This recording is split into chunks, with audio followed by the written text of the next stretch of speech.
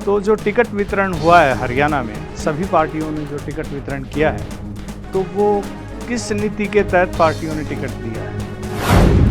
Congress seating getting के फार्मूले पे अमूमन टिकटें बांटती है। इस बार भी उन्होंने ऐसा ही किया है और पहली जो लिस्ट आई उसमें सारे सीटिंग एमएलएज को टिकट दे दी।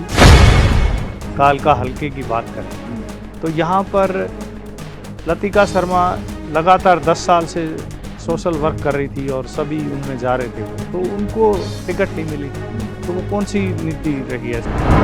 कल कालका की बात कर रहे हैं जी, तो कालका में बीजेपी के लोगों का ये कहना है कि लतिका शर्मा के पूरे परिवार की कुछ शिकायतें थी जो पार्टी बर्दाश्त नहीं कर रही थी। टिकट वितरण हुआ है जिस पे हम चर्चा कर रहे हैं, इससे आपको क्या रुझान लग रहा है? जो टिकटें पार्टियों ने, सभी पार्टियों ने जो वितरण की है, उसमें किस पार्टी का ग्राफ इसमें आपको दिखाई दे रहा है? दोनों ने दिखाया ये कि जैसे हम पता ना किस तरीके से टिकटें बिल्कुल योग्य लोगों को देंगे जी, लेकिन अगर प्रैक्टिकल हम देखें ऐसा तो कुछ भी नहीं हुआ। कुछ नहीं हुआ। जी, और ना इन्होंने जैसे पहले पिछले वाले चुनाव में इन्होंने परिवारवाद के बाद भी ये कहा गया। तो लोकहित पार्टी को अभय चौटाला ने भी समर्थन दिया है और इन INLD का और BSP का तो ऑटोमेटिकली आ गया फिर उनको समर्थन। अब इस बात से बीजेपी को दिक्कत थी, इस बात से इंडियन नेशनल लोकदल को भी दिक्कत थी, इस बात से सिटिंग एमएलए गोपाल कांडा को भी दिक्कत थी। तो इन सब ने मिलके एक रास्ता निकाला कि गोकुल खेतिया के हराने का कैसे मार्ग निकल सकता है। अपनी कोशिश करेंगे कि ये भी निकल जाए हमारी, ये कैसे निकल सकते, टिकटें तो बट गई। लेकिन जब सरकार बनाने की बात आती है चुनाव के बीच में बहुत चीज़ें ऊपर नीचे होती है, एक दूसरे की मदद की जाती है। नमस्कार दर्शकों, आज हम चर्चा करेंगे हरियाणा विधानसभा के जो हरियाणा में चुनाव हो रहे हैं उसमें जो सभी पार्टियों ने टिकट वितरण किया है वो किस आधार पे किया है? जाति आधार पे किया है या अक्षेत्रवाद के आधार पे किया है या पार्टी की अपनी जो है नीतियों के अनुसार किया है? उस संबंध में हम बात करेंगे। हमारे साथ हैं हरियाणा के वरिष्ठ पत्रकार धर्मपाल वर्मा जी। धर्मपाल वर्मा जी, आपका स्टूडियो में बहुत बहुत स्वागत है। धन्यवाद आपका।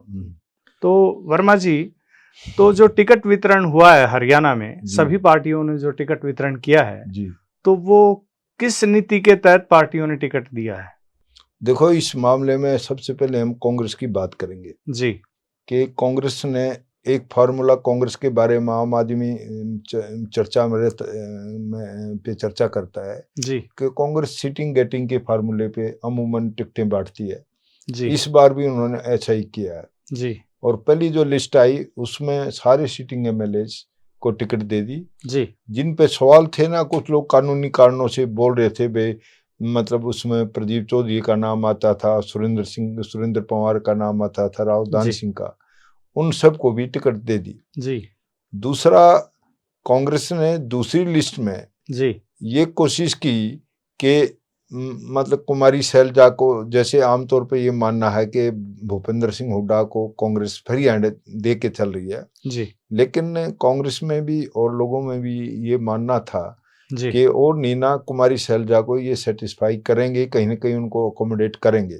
जी, लेकिन कुमारी शैलजा को एक लाभ तो ये हो गया कि बेसिटिंग एमएलए में जो उनके अपने उम्मीदवार जो एमएलए थे उनको सबको टिकट मिल गई। जी, लेकिन अगर हम उनके एमपी होने के, पार्टी की वरिष्ठ नेत्री होने के नाते जो लोग ये समझते थे कि हिसार और सिरसा में, फतेहाबाद के अलावा अम्बाड़ा में भी वो अपनी मर्जी के लोगों को टिकट दिलाने में कामयाब रहेंगे, जी, उसमें जहाँ तक हम अम्बाड़ा की पार्लियामेंट्री कॉन्स्टिट्यूंसी की बात करें जी, तो उनकी एक बड़ी जीत ये है कि 2 लोगों को जो एमएलए नहीं है उनको वो टिकट दिला गई।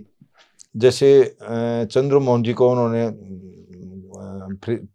यहाँ पंचकुला में वो पिछली बार भी लड़े थे। किसकी बात कर रहे हो कि किसने टिकट दिलवा दी? कुमारी शैलजा ने। नहीं, कुमारी शैलजा की सहयोग की जरूरत है नहीं नहीं, ऐसा जी, ये तो आप एक राजनीतिक नहीं, परिवार ऐसा है इसमें दो राय नहीं जी लेकिन उनका नाम क्योंकि कुमारी शैलजा के समर्थकों में काउंट होता है जी। और इम्प्रेशन तो ये है कि भूपेंद्र सिंह हुड्डा तो उसकी टिकट का विरोध करेगा और करते रहे पहले भी। क्यों विरोध? वो पिछली बार जैसे टिकटें बटी जी, सरकार नहीं बनी जी, तो भूपेंद्र सिंह हुड्डा कहते थे कि जी, कुमारी शैलजा के कारण सरकार आती आती रह गई। जी, उन्होंने कुछ ऐसे लोगों को टिकटें दिला दी जो जीत नहीं सकते थे, जी, उसमें वो चंद्रमोहन का नाम भी लेते थे जी कि ये टिकट गलत बटी। कांग्रेस पार्टी ने जो अभी टिकटें वितरण की हैं तो उससे पहले इन्होंने आवेदन मांगे थे जी। बहुत सारी विधानसभाएं ऐसी हैं जहां पे उम्मीदवारों ने अप्लाई नहीं किया, उस विधानसभा के लिए अप्लाई नहीं किया जी जी। और उनको टिकट दे दी गई जिनका नाम ही था, जिन्होंने पैसे नहीं जमा कराए देखो और आवेदन भी नहीं किया उन हाँ विधानसभा बिल्कुल में। आपकी बात सही है। जी। और ये जब एप्लीकेशन की मांगी गई थी जी,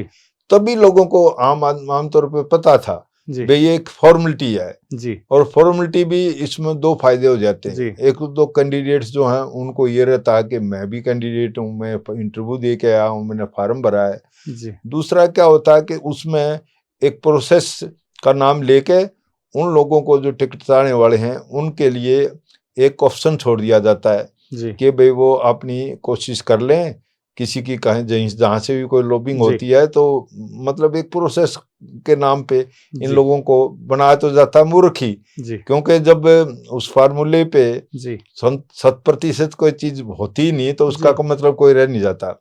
लेकिन ये कभी 1987 में चौधरी देवीलाल ने शुरू किया था ये सिस्टम जी, और उनको सलाह दी थी, जैसा मुझे पता लगा, डॉक्टर KR पूनिया जी ने। जी, वो जब बड़ौदा से चुनाव लड़ रहे थे इसी तरीके का माहौल था।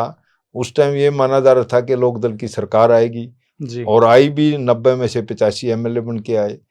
उस टाइम तो देवलाल ने पूनिया साहब के सामने रखा जी। कि जी एक एक हलके में 20-20 उम्मीदवार हैं, इनको टिकटें कैसे दूं, क्या कैसे ये फैसला आज करें? का जो वर्तमान दौर हाँ है, तो मैंने को वो कभी चौधरी वहां देवीलाल जी शुरुआत नहीं रहे, पर नहीं, आज लेकिन जो उन्होंने शुरुआत की थी जी। उसको आज कांग्रेस अभी फॉलो जो करी है। अभी का जो भारत जो हरियाणा का जो अभी सीन है हाँ जी चुनाव लड़ने का जो उम्मीदवारों का, जी तो जी। उसमें जो पारदर्शिता तो लगती नहीं, किसी भी पार्टी ने ऐसा नहीं कुछ कोई पारदर्शिता कोई नहीं। नीति नहीं अभी है। अब जैसे कौन मान लो कैसे ये काम कांग्रेस कर रहा की है? बात कर लें जी। और पॉलिटिकल पार्टीज की नहीं, बात जैसे कर लें, आप सब ने ये बात कही जहां कि पर हम सर्वे पे टिकट जी देंगे, लेकिन सर्वे की सर्वे आड़ का में अपने चहेतों को नहीं, अपने सर्वे नजदीकी की बात करें, जैसे सर्वे की आप बात कर रहे हो, हाँ जी 10 साल से यहाँ पर अगर हम हमारा जहाँ पर स्टूडियो है कालका हलके की बात करें तो यहाँ पर लतिका शर्मा लगातार 10 साल से सोशल वर्क कर रही थी और सभी उनमें जा रहे थे, वो तो ठीक है। उनको टिकट नहीं मिली,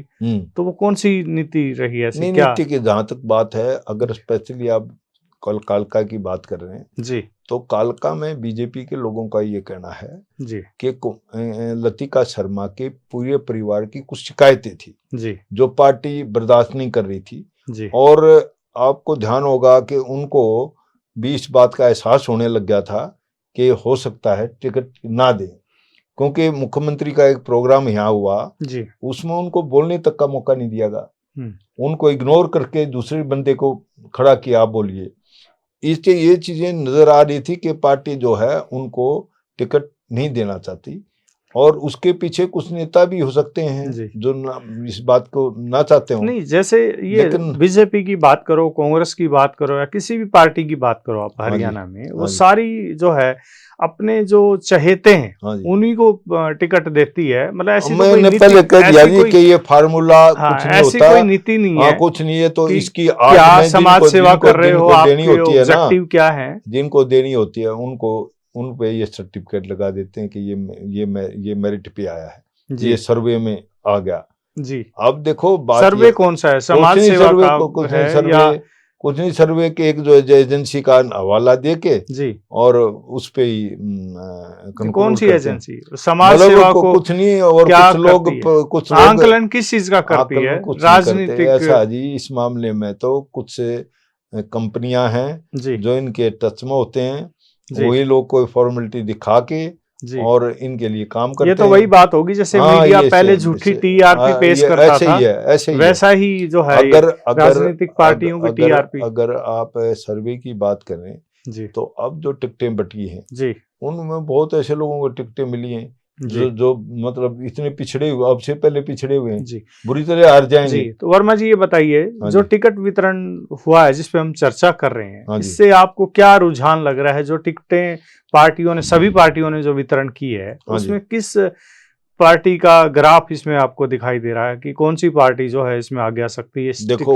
ऐसा है टिकट जी, जो गलतियां वितरण का फार्मूला है, कौन टिकटें सी ना, पार्टी देखो का जी ये बात ये सही है, है? टिकटें बांटने में तो दोनों पार्टी जो नेशनल पार्टी है, कांग्रेस और भारतीय जनता पार्टी, जिनके बीच में मुकाबला भी होता दिख रहा है, जी दोनों ने दिखाया ये कि जैसे हम पता ना किस तरीके से टिकटें बिल्कुल योग्य लोगों को देंगे। जी, लेकिन अगर प्रैक्टिकल हम देखें ऐसा व्यवहार तो में, कुछ भी नहीं हुआ। कुछ नहीं हुआ। जी और है ना, इन्होंने जैसे पहले पिछले वाले चुनाव में इन्होंने परिवारवाद के बात पे ये कहा भाई नहीं टिकटें नहीं दी।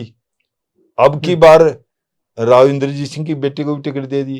जी अब की पिछली बार जिन लोगों की टिकटें काटी थी, अब जैसे राव नरबीर सिंह है, पिछली बार उनकी टिकट सिटिंग एमएलए मिनिस्टर थे, रहते काट दी, अब की बार दे दी। जी इसी तरीके से फरीदाबाद में वो गोयल साहब हैं, जी विपुल वो गोयल, उनकी टिकट काट दी, सिटिंग एमएलए रहते, अब की बार दे दी। जी अगर उम्र की बात करें तो ज्ञानचंद गुप्ता जी 75 प्लस हो गए, उनको टिकट दे दी। जी। तो तो बाकी पार्टियों के बारे में बताइए आप। बाकी बीएसपी तो और ऐसा है इनेलो कि का देखो गठबंधन हुआ ऐसा है, है जेजेपी इस और इसमें एएसपी का देखो गठबंधन जो हुआ है, एएसपी और और आम जेजेपी आदमी का पार्टी गठबंधन है। हुआ ना जी, उसमें उम्मीदवारी के मामले में किसका? कोई ऐसा उम्मीदवार नजर नहीं आता कि जो सीट निकालने की स्थिति में हो। कौन सी बहुत पार्टी की मजबूत, बात कर? कोई सी भी पार्टी है दोनों में से, मतलब जेजेपी और का जो आजाद समाज पार्टी। समाज पार्टी है, जी इनमें मुझे अब तक की जो लिस्ट है जो मैंने स्टडी की है, जी कोई बहुत बड़े कैंडिडेट ये निकाल के लाने में कामयाब नहीं हुए। मुझे नहीं लगता कि नहीं, इनके पिछली बार जैसे अजय चौटाला, ये दुष्यंत चौटाला अब जीत गए जैसे थे, वो ना जी, और देखो इनकी मदर भी जीत इनकी गई। मदर ने चुनाव ही नहीं लड़ा, जी तो ये यही दर्शाता कि इनको कोई न कोई दिक्कत जी पेश आई, जी या तो इनको जीत की संभावना नहीं लग रही थी, जी या इनको ये लग रहा था कि मैं कहीं और से लड़ूंगी, वहां बात नहीं बनी। जी। जैसे अब मान लो इनकी नहीं, मदर की ऐसा अब क्या हुआ कि एक पार्टी पार्टी ऐसा जी, संघर्ष जब करके सब 10 जैसे कैंडिडेट देखो जिता जी लेती है, बात और अब ये की है, बार कह रहे हैं आप एक नहीं सीट भी नहीं नहीं जीतने की देखो जी, संभावना नहीं। वो भी अगर आप देखोगे जी तो उस टाइम भी ये 2 या 3 से ज्यादा एमएलए बनाने की स्थिति में थे नहीं। जी वह उसमें दुष्यंत जीत सकता था, जी इसकी मदर जीत सकती थी, एक अनूप धानक है जो वो भी जीत सकता था। बाकी तो वो लोग थे 7-8 है कि जो अपने दम पे इंडिपेंडेंट किसी दूसरी पार्टी से टिकट मांग रहे थे, वो अपने दम पे या इंडिपेंडेंटली भी जीत जी। सकते थे। उनको एक प्लेटफॉर्म चाहिए था, इनको कैंडिडेट चाहिए था। इनेलो और बसपा के गठबंधन को क्या है मानते अगर हैं? इनेलो और बसपा के गठबंधन की बात करें तो जी हमें 4-5-6 सीटें अच्छी दिखती हैं जी। जहां ये जीत भी सकते हैं। कौन सी ये सीटें हैं जैसे यमुनानगर में दिलबाग इनका कैंडिडेट है, जी? उनके वो साथ इनेलो के खाते, इनेलो के खाते हाँ, की। लेकिन गठबंधन तो है जी वहां भी। जी दूसरा अभय सिंह खुद इलाहाबाद से जीत सकते हैं। जी तीसरा उनका लड़का जो है वो रानिया से लड़ रहा है, जी वो जीत सकता है। जी एक संभावना डबवाड़ी में बनती है, जी। जहां कौन सी पार्टी का? वो आदित्य चौटाला जो है वो इंडियन नेशनल लोक दल का जी कैंडिडेट है, वो बीजेपी की टिकट पे पिछली बार लड़ा था।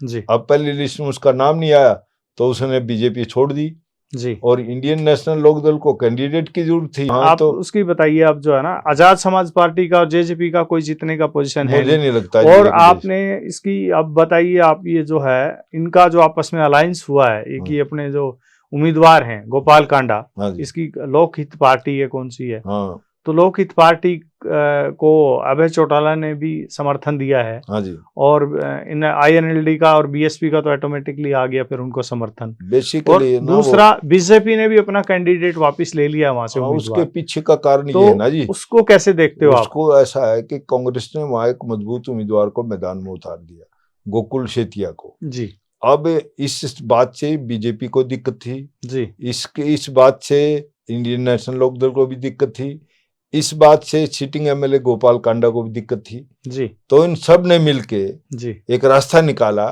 कि गोकुल खेतिया के हराने का कैसे मार्ग निकल सकता है। जी। तो उन्होंने फिर ये फैसला किया कि गोपाल आपको कांडा लड़े। आपको नहीं लगता ऐसा कि अगर INLD हाँ जी, और BSP, हाँ जी, आजाद समाज पार्टी और JJP हाँ और जी, BJP हाँ जी, मिल करके कोई राजनीतिक कोई ऐसी प्लानिंग कर रहे हैं कि आपस में कोई गठबंधन जैसी कोई अभी जैसे बातें चल रही हैं? देखो ये ऐसा है कि क्योंकि इस बारे में मेरे पास कोई फीडबैक नहीं है। हाँ, पुख्ता जहाँ खबर तक तो नहीं है, हाँ, लेकिन ये लेकिन सुनने ये में तो है यही कि आ रहा है कि लेकिन गोपाल कांडा ने कहा है कि हम सरकार बनाने की अगर बनाएंगे अभी तो देखो ना, BJP के साथ अब बनाएंगे। देखो एक बात साफ है जी कि टिकट बढ़ चुकी है। जी अब हर खास तौर पे कांग्रेस और बीजेपी जी दोनों एक एक सीट पे अपनी कोशिश करेंगे कि बे ये भी ये निकल जाए हमारी, ये कैसे निकल सकते, टिकटें तो बट गई। जी लेकिन जब सरकार बनाने की बात आती है, चुनाव के बीच में बहुत चीजें ऊपर नीचे होती है, जी एक दूसरे की मदद की जाती है, और ये तो सामने आ गई, खुल्लम खुल्ला आ गई। खुल्लम खुल्ला हाँ, बात की लेकिन इन्होंने लेकिन सामने। कुछ चीजें ऐसी होती हैं जी जो अंदर खाने। अब जैसे नहीं, अंदर खाने कहाँ रही है, तो गोपाल कांडा ने बोल ये दिया ना नहीं नहीं, साफ मैं साफ सब इसकी शब्दों में बात कहा। नहीं कर रहा। मैं चुनाव में, राजनीति में इस तरह की बातें अमूमन होती हैं जो जी जिनको हम देख नहीं पाते, जी लेकिन होती हैं वो जी। कुल तो मिलाकर। ये थे हमारे साथ धर्मपाल वर्मा जी, जिनसे हमने चर्चा की हरियाणा में जो चुनाव हो रहे हैं उसमें जो टिकट वितरण हुआ है सभी पार्टियों का, उसमें कौन पार्टी का उम्मीदवार जिताऊ है, कौन हारने वाला है, या कैसे किन नीतियों के तहत टिकटें दी गई हैं। आगे की डेली की अपडेट रोजाना आपको देंगे। जय भीम, जय भारत।